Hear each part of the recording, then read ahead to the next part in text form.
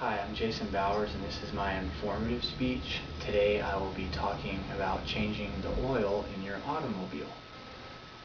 Now here I have two examples of motor oil. This one is a regular, kind of pretty common motor oil. It's just a standard 10W30, and that refers to the viscosity, which tells you how liquidy and fluid it is.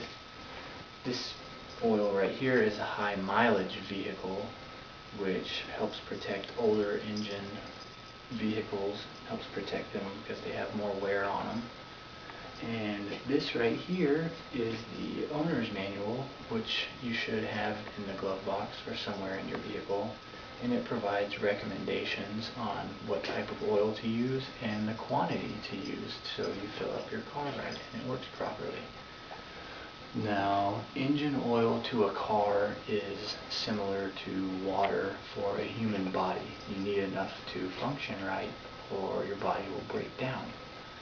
So that's my little anecdote for the day.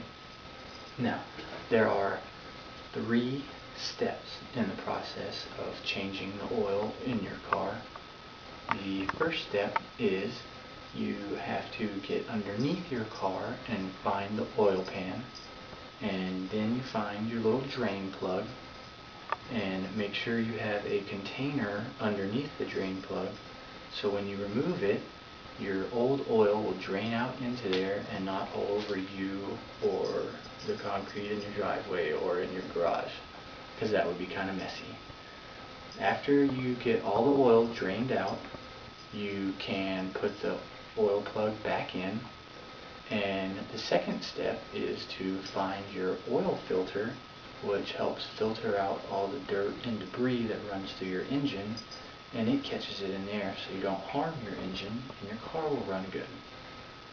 Now, after you take off the old oil filter, drop it into your container with the old oil and let it drain, and get your new oil filter, which hopefully you bought with your oil at the auto parts store. And then you put some oil into the filter. That way it's filled up whenever you connect it back up to your engine. That way when you refill the oil, which is the next step, you won't have as much to fill in and you won't have any voids or air pockets in there.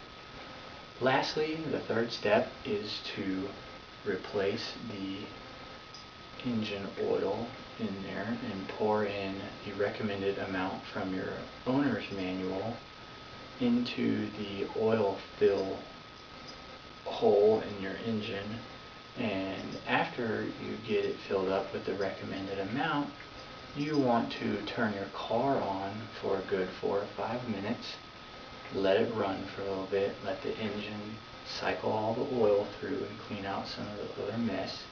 And then you want to check your oil level again with the dipstick marked oil, and then you will see that it is either at the recommended amount or it is not, and if it's not, then add more. And in conclusion, by changing your own oil and buying your own products, you can save time by not having to drive to the oil change shop, waiting for them to fix your vehicle, and you can save money by not paying the overhead and the actual labor for the mechanics to perform this duty on your car.